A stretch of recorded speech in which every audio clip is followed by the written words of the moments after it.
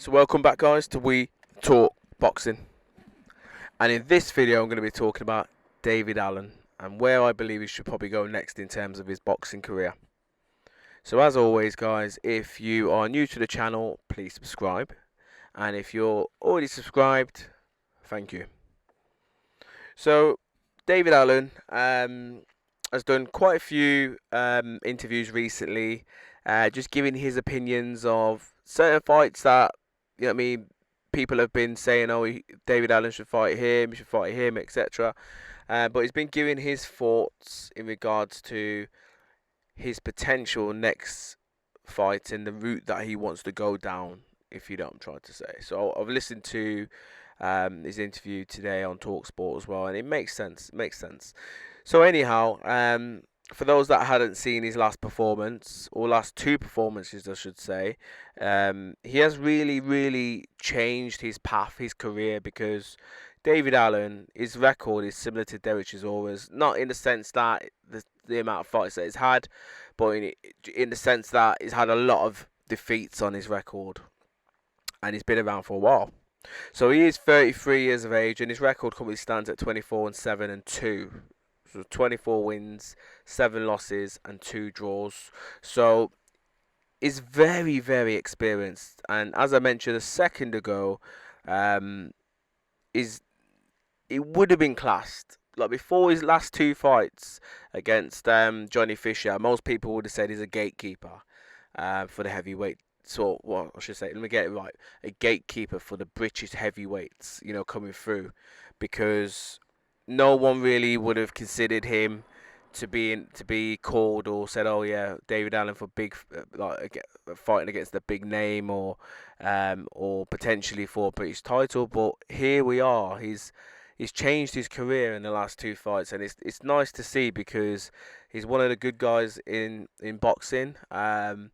Every time he talks, it does make sense, and he tells you the truth. And it seems as if he's quite open with his supporters as well, which is quite nice to see. But anyhow, now David Allen, there's been rumours out there saying that there could be a potential matchup between him and Joseph Parker, and I think that's a bad decision if that does get made. Because of where they are in their careers. Don't get me wrong, David Allen's like on tremendous form for him in his last 2 fights, but coming up against someone like a Joseph Parker. Joseph Parker's on tremendous form himself. Joseph Parker is looking to try and become a 2-time world heavyweight champion, and David Allen he hasn't been a world champion, and he's nowhere up there in terms of the elite of the heavyweight scene. So I think that's a bad fight, and I think it'll be a very easy, not easy, that's a bad word to say, but a very comfortable and a very decent matchup for Joseph Parker, because he's going in there against someone that he knows he should be beating, and his form, his speed, his confidence, I feel as if it would literally probably get a late stoppage, if that, against the White Rhino, sorry, because Josie Parker's just on a different level to him at the minute. That's just my thoughts.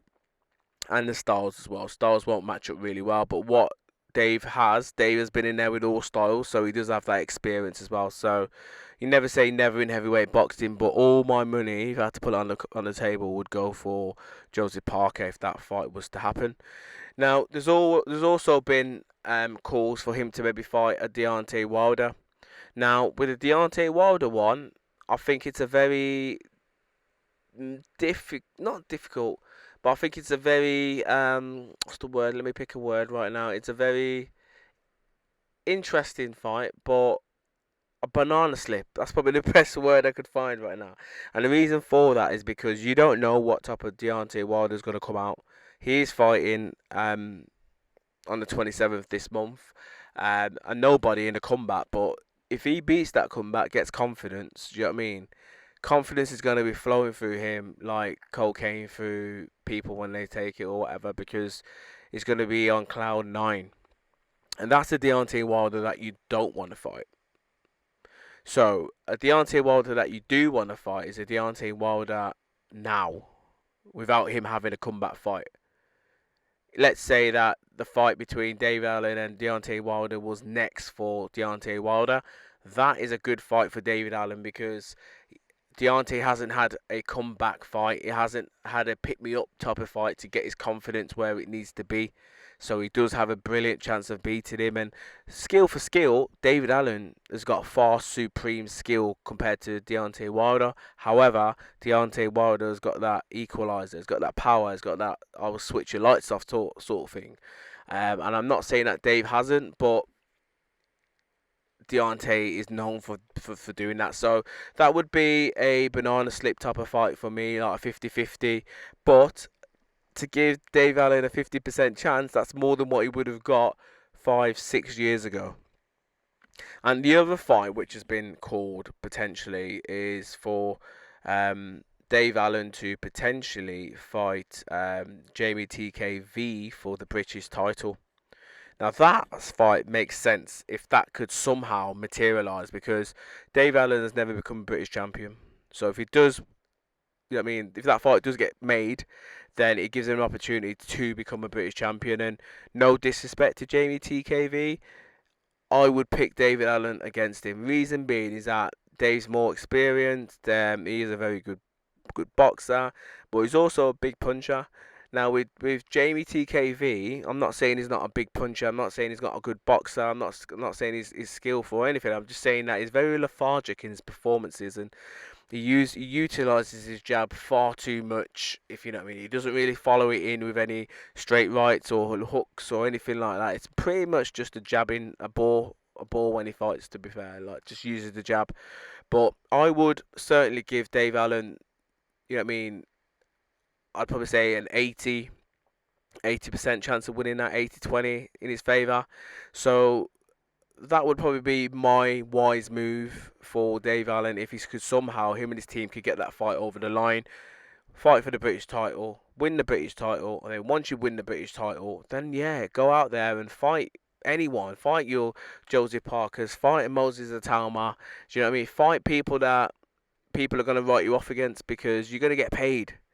And that's all boxing's about. It's about getting as much money as you can and getting out the sport healthy.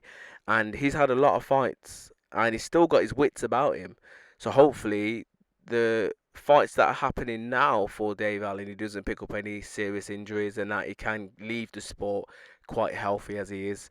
But these are just my thoughts. There's still very, very good fights out there for Dave Allen. And I think overall, it would be nice for him to become a British champion, because I think he deserves that, especially recently, how he's kind of changed his career around. He's a bit more professional, a bit more dedicated, a bit more focused. I think this is a good Dave Allen, and you know what? I wouldn't be surprised if he somehow wins a British title, fights against maybe an up and coming contender in his next fight, and wins, and gets an opportunity for a world champion fight.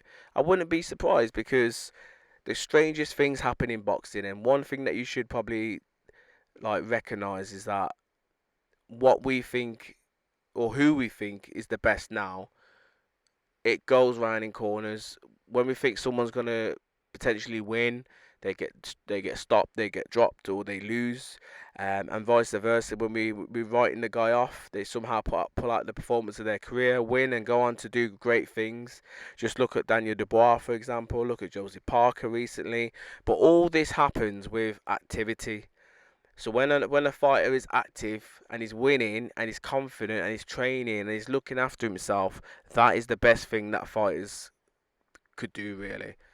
So yeah, but just my thoughts. I know I've waffled a little bit in this video, but I just like to give you guys my thoughts in regards to a few things regarding David Allen, and hopefully let's see him back in the ring, maybe if not late summer, the back end, or the early back end of the year. So hopefully he could have another 2 fights this year. But yeah, as always, leave your thoughts in the comments below, and please subscribe if you haven't already, and stay tuned for other videos. Bless.